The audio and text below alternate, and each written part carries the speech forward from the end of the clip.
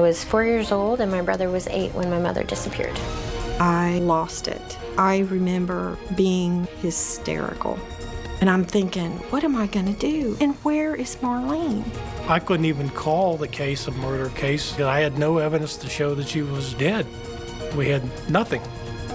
The very least I can do as her child is see that she gets justice and that the man responsible for her death pays for it.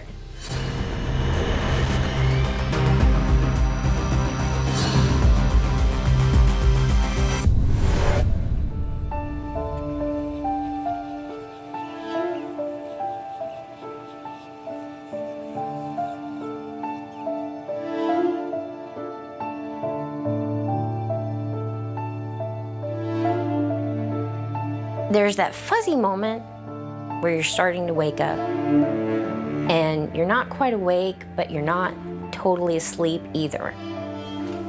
And there was a lot of days that I would hit that moment and I would stop and I would listen. And I just knew that there was gonna be a knock on the door and it was gonna be her. And then you wake up and no, she's not coming back.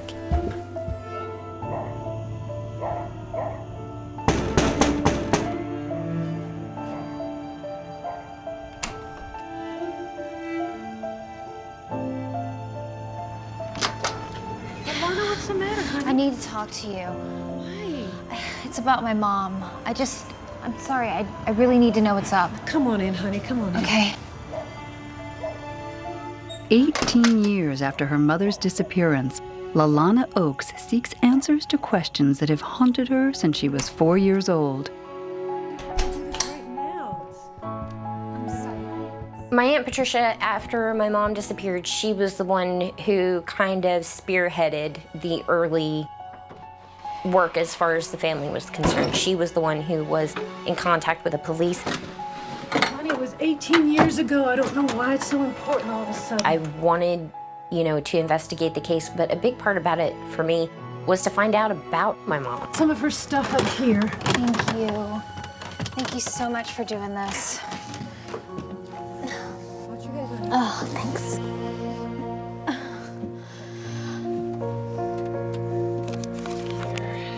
Oh. Oh my gosh. Look at my mom. She's so young. She was cute. She was a real cute one. Probably too cute for own good. Look at these. Oh my gosh. Look at this. Look at that. Wow. Oh. Look at this. That's the way she used to carry them. Really? Yeah. How old was she when she wore these? Well, she got them just after she turned 16. Okay. And she had them the night they met. Her and Daddy? Mm-hmm. Yeah.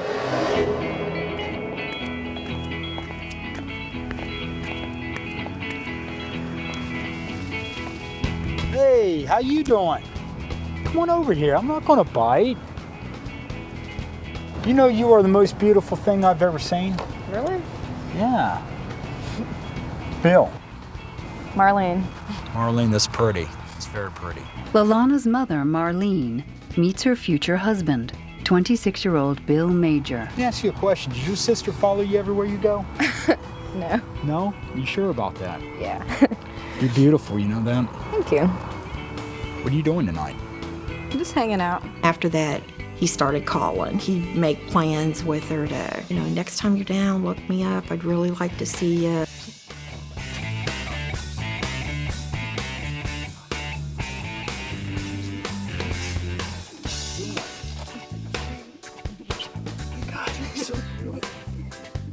He absolutely worshipped the ground she walked on. He was so in love with her.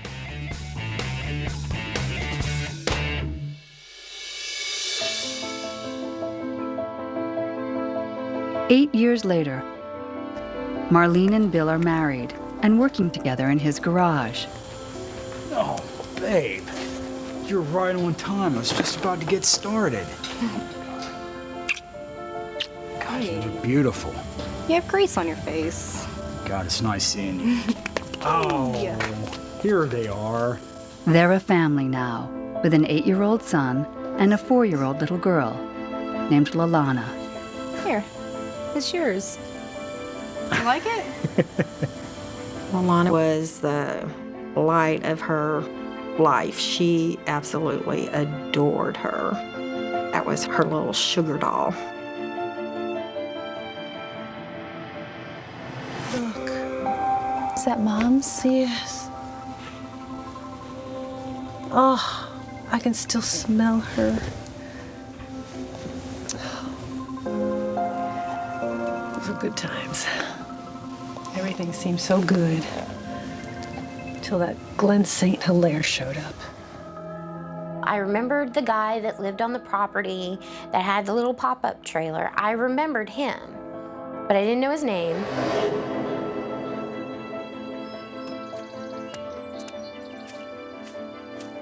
Hey, what you doing? Just fixing up a thing. Glen St. Hilaire was a young man that was heading south for new opportunities, a new job, and he happened to break down along the interstate, and he happened to call B&B Automotive for assistance. B&B Automotive stood for Bill and Blondie, and Blondie was Marlene Major.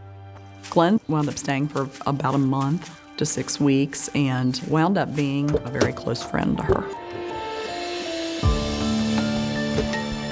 Glen arrives just as Marlene's marriage with Bill Major is beginning to sour.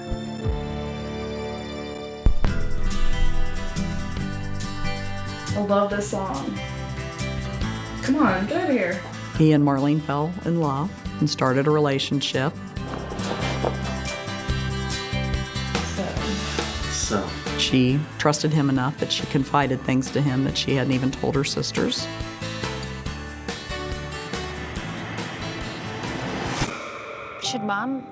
What was she thinking? Should she have trusted him? No. Everything started to change then. At home, your parents would fight all the time. Bill started to lie.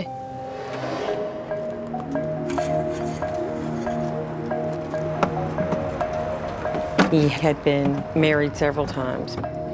He had children by previous spouses. We're not even certain that all of those marriages were dissolved legally.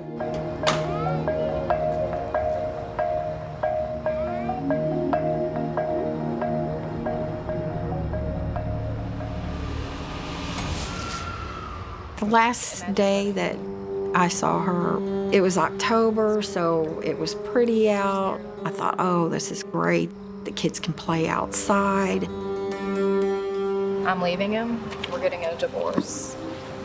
I'm gonna be free, and there's nothing he can do about it. Better watch out. That was the last time I saw her. And you know, she was planning on leaving Bill. What? Taking off with Glenn. She was going to get a job, and they were going to get divorced, and he was going to sign custody of you guys over. Wait, this is the first time I've heard of this. She told me about it that day of the picnic. And then later, that day of the picnic, I went home, and I went to bed. In the middle of the night, my phone started to ring. About 1:30 in the morning, Glenn called. Hello? He asked me if Marlene and the kids had come back up to my house. And I said, No. Why?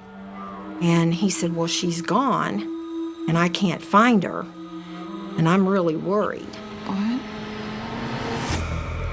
That was the last time I ever saw her.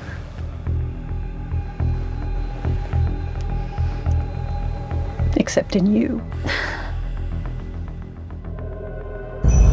18 years after Marlene Major's disappearance, her case is still unsolved. For Lalana, who grew up without her mother, that's long enough. She contacts Detective Bruce Graham, who opened Marlene's original missing persons case all those years ago. Monday, October 13th, 1980, I show up at the office, and Glen St. Hilaire explained to me that a girl by the name of Marlene Major is missing. According to Glenn, after Marlene put the kids to bed, she tells Bill she's going to leave him. You know what? I've had enough of this. Hey, I'm going to the Boone Inn, okay? Yeah, you go when you do that. Glenn claims he drives to their secret meeting place and waits for over an hour. But Marlene never shows. Then he goes back to get her. Marlene? Marlene? Marlene? Marlene! Everyone is gone. But Glenn finds Marlene's purse and medication. What do you want? Where's Marlene? Where's the kids? She took the kids and she left. What's it to you?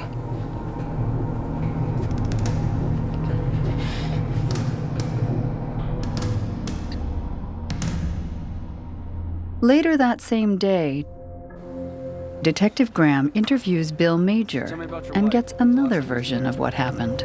We got an argument. She got pissed off. Hey, you come here! Get your damn hands off! Where you going? Leaving you! Took the kids. She drove off. Haven't seen her since. Bill's story contradicts Glenn's. He said that she left in the car to go up to meet Glenn. Either Bill or Glenn is lying. I have not seen her. And the truth will take years to be revealed. Yeah.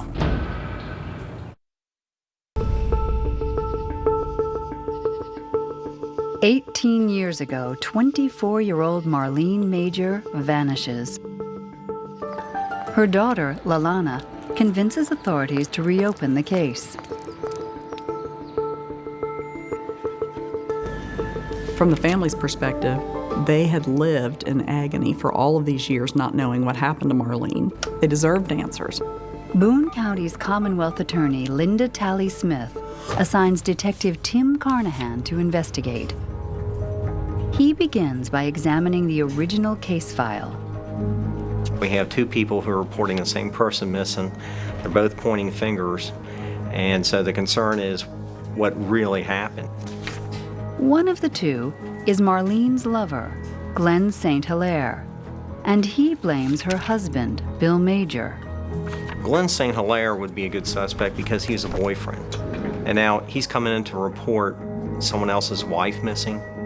A little bit unusual. I know what you need to do. You need to come with me.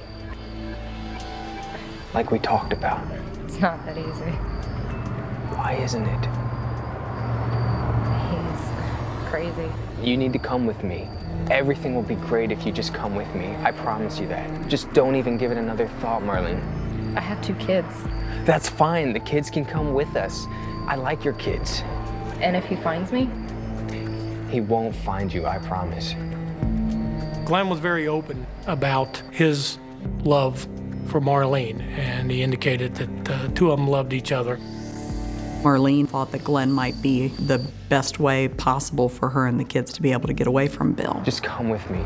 He'll never know. The police actually investigated him and suspected him He'll never find you. of having something to do with her disappearance.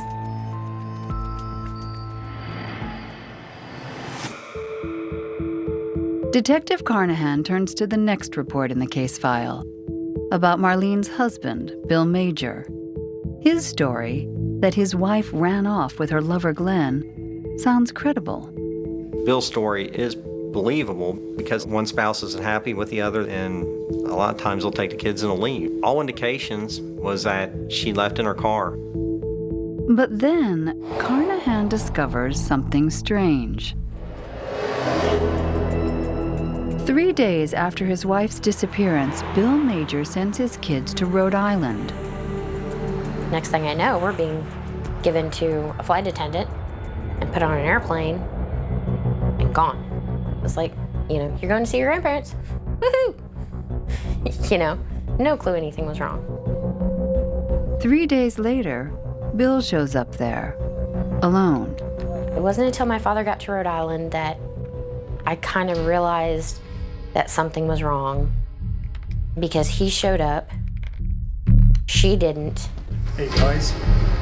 We got told that we were going to live there now. Your mommy is gone, and she's never coming back. She's a drug addict, alcoholic, and she's a whore. Okay? She ran off with another man because she doesn't love you guys anymore. We had no idea, and we're completely taken aback. Everything's gonna be okay, sweetie. Once we knew that the children were still with him, then we knew that something had to have happened to her, because Marlene would not have run off and left her children. Detective Carnahan finds another potential clue in the case file. 3 days after Marlene disappears, her sister, Patricia, gets hold of her diaries. They reveal secrets about Marlene's relationship with her husband, Bill Major.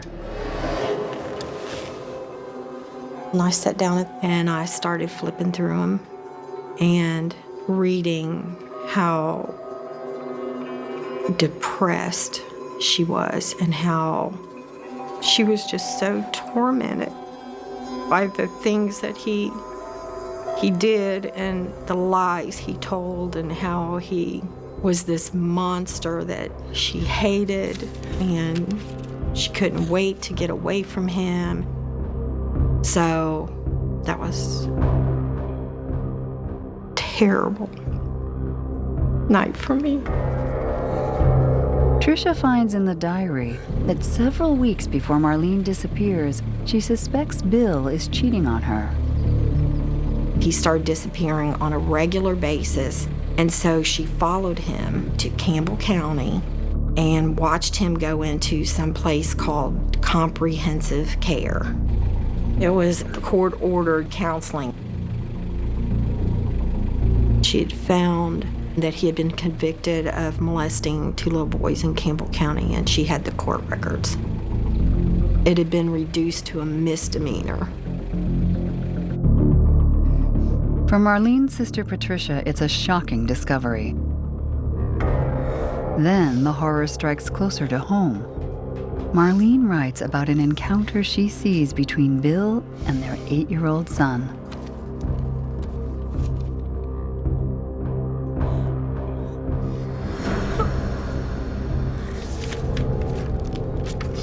To read that in her diaries and know that she was under that awful burden and held that and kept that to herself was devastating for me. I lost it. I remember being hysterical.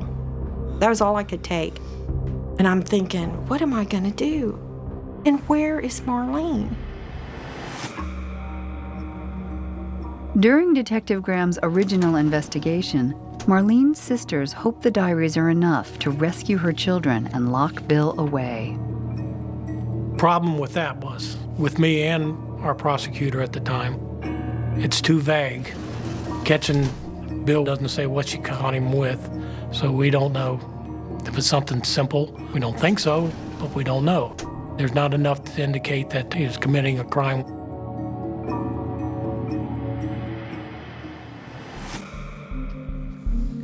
With no real evidence that Bill's molesting his kids, 4-year-old Lalana and her 8-year-old brother remain under his control.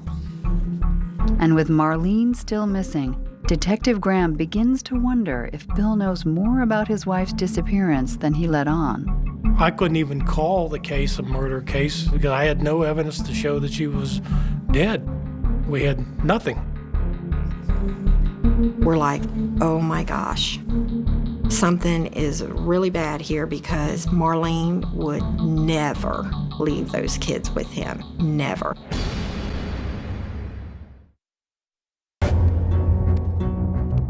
Two weeks after her mother's missing persons case is reopened, Lalana Oakes learns from the investigators that Marlene's lover, Glenn, is ruled out as a suspect. Having lost a woman he was deeply in love with, I can't even begin to imagine the pain that he must have been in. In the case files, Detective Carnahan discovers that the original detective, Bruce Graham, suspects Marlene's husband, Bill Major, is involved in her disappearance. But he has no proof. A year after Marlene vanishes, Graham catches a break. 2 hunters that were rabbit hunting out on a farm in the area that Bill was very familiar with spotted a human skull laying in the thicket. The skull pretty much consisted of below the nose area. The top of the skull was there, all the bone around the eye sockets, and that was pretty much it. The skull is found 2 miles from Bill and Marlene's house. The Kentucky State forensic anthropologist told me the person had been shot in the face 4 or 5 times by a high caliber pistol. None of the teeth were there. That all had been removed. I asked the anthropologist, what do you think the person used to remove the jaw? And he said it could have been saw, could have been some kind of a knife, but it was definitely removed by force. In 1980, before DNA testing, the only way to ID a skull is with dental records. We didn't have teeth, didn't have fingerprints, but at least we had some evidence and maybe gave us some hope to find more evidence on that farm. Police organize volunteers to search for Marlene's body and her car. They scour the farm, while divers search nearby lakes, ponds, and even the Ohio River. We found nothing. It was disappointing. I really had my hopes up high that we would find something there. The skull's discovery forces Lalana to confront reality. If it is her mother's, the killer went to great lengths to conceal her identity. This was the perfect crime. Nobody saw anything, nobody knew anything for sure. We had just enough evidence to be able to say she's dead, but even that we can't 100% prove. As Lalana chases the truth about her mother's disappearance, she recalls what life was like as a child living with her father. From the outside looking in, nobody had any clue what was going on inside that household.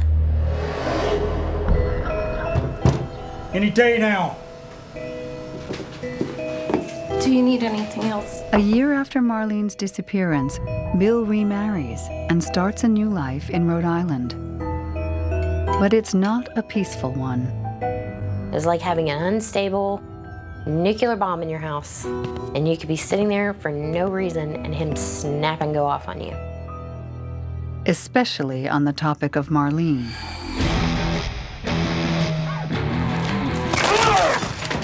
Don't you guys understand anything? Your mommy is not coming back! He would tell you the same thing and he would repeat it exactly the same way over and over again. She's a whore!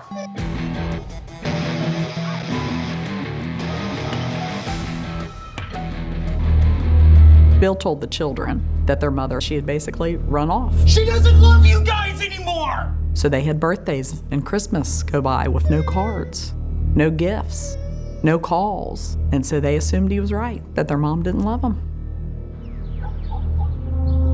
Bill also begins physically abusing his children. I would have to go to school in the summertime sometimes with long pants on to cover the welts and the bruises. But then other times, he could be as sweet as he could possibly be and spoil you rotten. The beatings are not the worst of it. My first memories of being molested were within 6 months of us moving. His favorite threat was, if you don't do what I tell you to do, if you don't do what I want you to do, I'll kill your brother.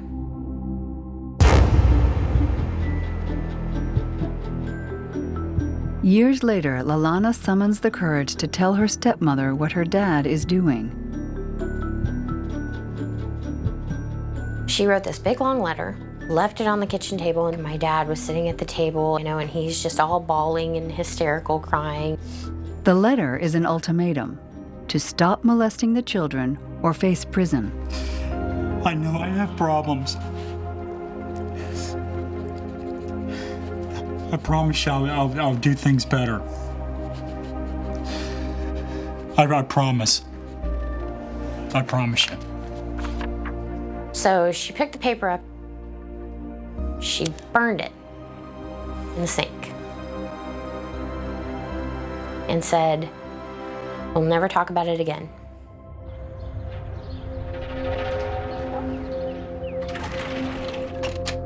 A few days later, he slammed me up against the wall and he stuck a gun in my face. If you ever say anything to anyone again, I will kill you. Do you understand? I will blow your head off. I never said anything because I was terrified. 21 years after Marlene Major vanishes, Lalana finds strength in facing the truth about her mother. She meets again with Commonwealth attorney Linda Talley-Smith to find a way to identify her mother's remains. I brought a couple of things for you to look at. Right here is an actual picture of the skull that you guys... They'd had the skull since a year after she disappeared. I was thinking maybe we could get the skull tested and prove it's her. My hope is that the rest of my mom could be found. If the skull were proven to be Marlene's, it would be key evidence in a homicide investigation into her death. We started looking into how we could make arrangements for the skull to be identified. In 2001, advances in DNA technology finally made testing possible. A sample of the skull's bone is compared against Lalana's DNA. And the waiting begins. The one thing that was holding up the prosecution and finally getting justice for her and being able to get closure from my family, being able to lay her to rest, hinged on that DNA test. And if it came back that it wasn't her, well, that would have been the world's biggest setback because you have to start all over.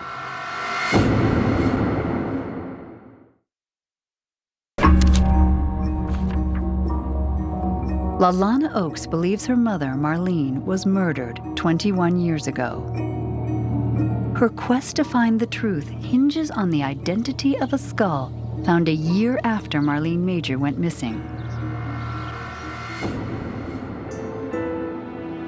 2 months after tissue samples are submitted, the results come in.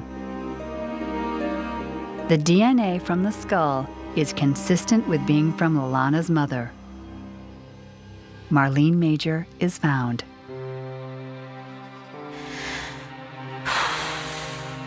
That was probably number 2 worst day of my life. Learning 110% she's gone, no hope, no coming back, no chance, For Lalana, what's still missing is justice. 5 years after Marlene's disappearance, 9-year-old Lalana lives in Rhode Island with her abusive father. Eventually, Lalana's brother tells their stepmother about the abuse. My brother is like, I told her. Told her what? About Dad. I told her what was going on. And she called the cops, and they're gonna come back and they're gonna arrest him and put him in jail. You've been harassing me for a month now because you have nothing on me, and you know it. Tipped off by Bill Major's latest wife, Rhode Island Child Protective Services come to their home. Lalana tells police that her dad had sex with her that very morning. A rape kit proves it. And as the cops got him there against the counter and he's putting his arms behind his back to handcuff him, he turned and he looked down the hallway. That's the second time in my life I'd seen that look. That calm, cold, calculating look. Come on. And once again, the thought went through my head, if he gets out, we're all dead. He'll kill us all. Bill Major is sentenced to 15 years. Lalana and her brother are sent back to Kentucky to live with their grandparents, Marlene's mom and dad. They are safe, but they still know very little about their mother. They had that picture hanging up in the living room, and I didn't know who it was. To me, that is not my mother.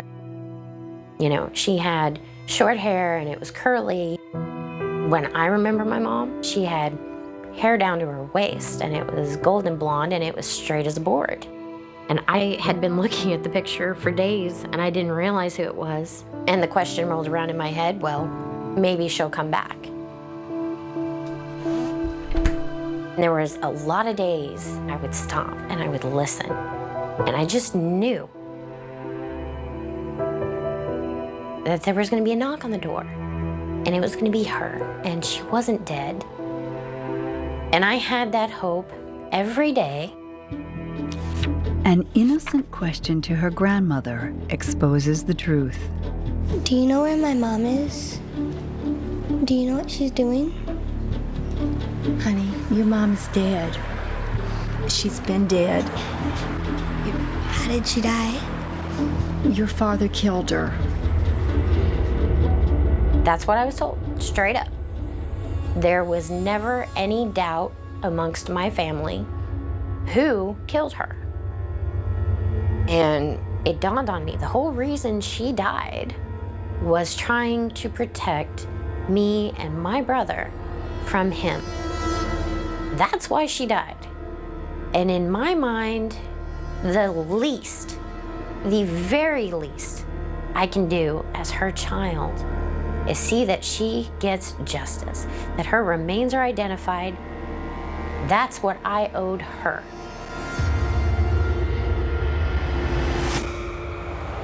"11 years into Bill Major's sentence, he faces more sexual assault charges in Boone County based on new testimony from Lalana's brother.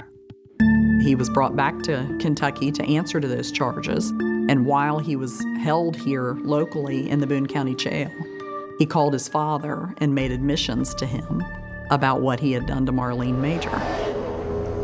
You did what? During that conversation, he admits to his dad that he had killed Marlene, that he had taken her car and put it in the river. What'd you do with the body? And buried her body in a sinkhole. It's a shocking confession that Bill's father shares with Marlene's family. But his account of his son's confession is not admissible in court. That was one of the things that seriously lit a fire under me. I was so angry. I mean, we know who did it, but we can't do anything about it. A year later, Bill Major suffers a stroke in prison and receives an early medical parole. After serving 12 years, he's a free man once again. That right there became the boogeyman in my life. When he finally got out of jail, I was terrified he was gonna hunt me down and kill me. I honestly thought that even after all that time, if there was a way he could get to me, he would. 2 decades after her mother's disappearance, Lalana overcomes her fear and calls her father. Hello? Dad, I want to find out what really happened with Mom. And I'm calling him up to make a deal with the devil. Look, I just want to bury my mother. We won't come after you. I just want closure, Dad. And he laughed. If you think I'm gonna tell you what I did with your mother's body, you're crazy. You know what, Dad? That's I not promised fun. him And I'm not giving up on this, Dad. that I would see to it that he spent the rest of his life in prison. Sensing an opportunity, the Commonwealth attorney steps up the investigative effort. We called in Todd Kenner, who was a detective from the Boone County Sheriff's Department, who was actually having really good success with a number of cold cases that we had. When I met with Alana and Trish, I told them both, yeah, I felt this was very solvable, especially since he had confessed to his father that he committed this crime. He proposes another phone call between Bill Major and his father, this time on tape. Bill Major's father's cooperation was key. Our belief was that he would try to protect his son. But Bill's father absolutely did not like him to the point where he said, if you convict him, I'll throw the switch. I've never seen a hatred that ran so deep between a father and a son. Detectives Kenner and Carnahan set up to record a phone call between Bill Major and his father. Hello? I keep getting calls from Alana, and she wants to know where her mother is so that she can get the bones and put them in a casket and have closure. Yeah, and put me in jail for life. Yeah, well, you told me you killed her. You told me the whole damn story. Now you don't want to tell me nothing, huh? No, I don't want to have anything to say about it. Bill is evasive, like he senses a trap. If he hangs up, the detectives may never get another chance to catch Marlene's killer.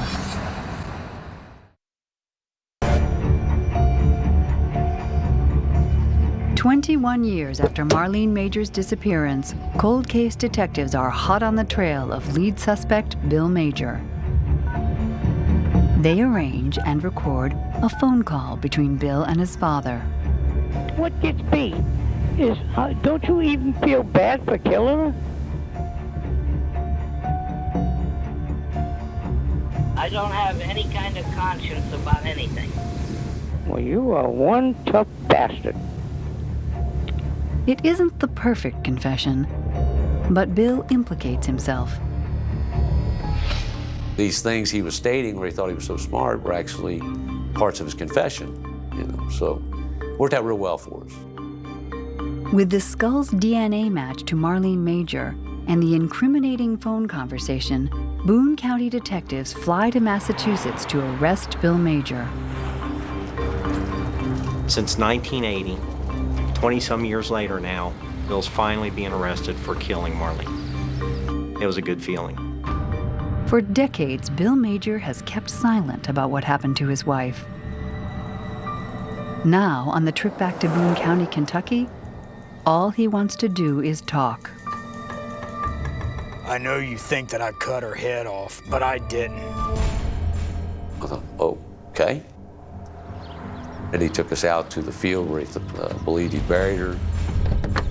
Bill was convinced that he needed to get his side out so that it showed that he cooperated and worked with us. Because the one thing he was afraid of, and that was dying.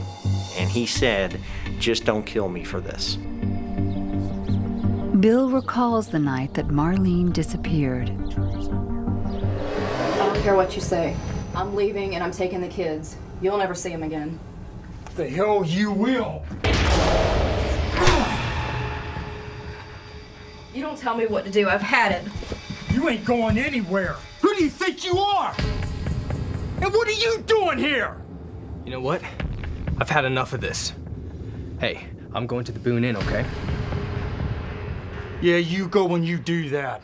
Bill's fight with Marlene intensifies after Glenn St. Hilaire leaves. Watch your mouth. I know what you've been doing. You've been molesting our kids. They have bruises all over their arms. I can kill you right now. You know that? You don't know nothing. I'm leaving, but I'll be back for the kids.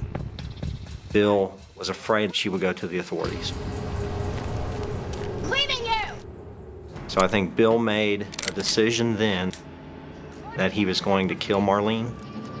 I think Marlene was basically leaving to go get Glenn so that he could help her get the kids and leave. And Bill stopped her in her tracks. He said that she was screaming at me, I couldn't take it anymore, and he said that's when I shot her. You ain't going nowhere! He told me that when he shot her, he put the pattern in her tighter than a pie plate, 5 shots, and the gun jammed on him. Give me 1 second. Let me put your sister in here first. Then Bill says he loaded the kids into his car to take them to a neighbor's house. You guys set? He left the children with these neighbors while he said he was out looking for Marlene. But obviously we believe that that was when he was taking steps to conceal the murder of his wife. Bill claims he tossed his gun in a pond and dumped Marlene's body in a sinkhole on the farm. Then he pushed her car into the Ohio River.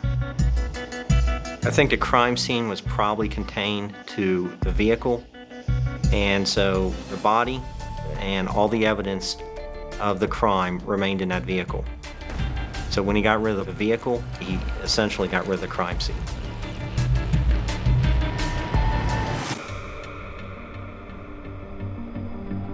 Bill, you don't seem to have any remorse at all. And he looked at me and he said, killing that woman, he didn't even use his wife's name, killing that woman meant nothing to me. It's like getting up in the morning tying my shoes.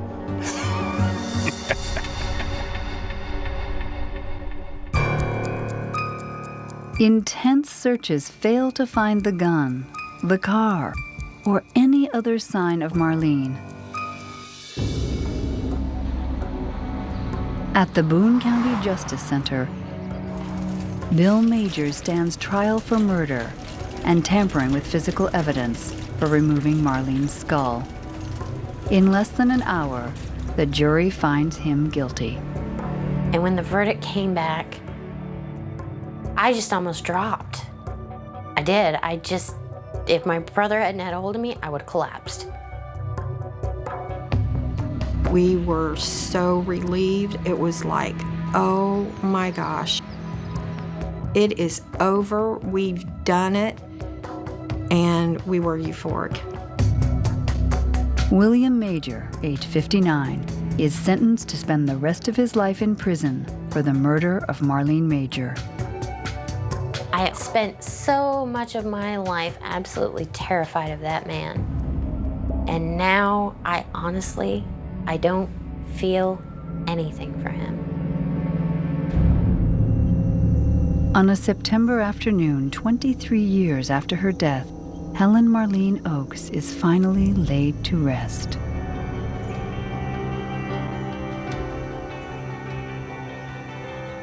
And I always felt haunted that it had taken so long. And I finally felt a sense of peace that day, that she finally could rest.